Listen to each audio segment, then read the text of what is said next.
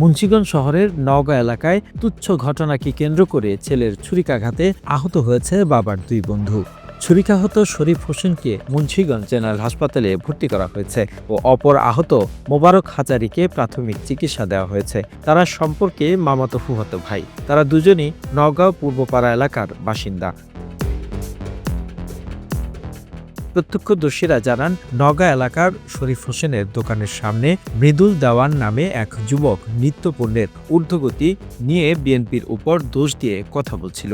এতে মৃদুলের বাবার বন্ধু মোবারক হাজারী ও মুদি দোকানি শরীফ তাকে এসব কথাবার্তা বলতে বারণ করে। পরে মৃদুল এ নিয়ে তাদের সঙ্গে তর্কে জড়িয়ে পড়ে।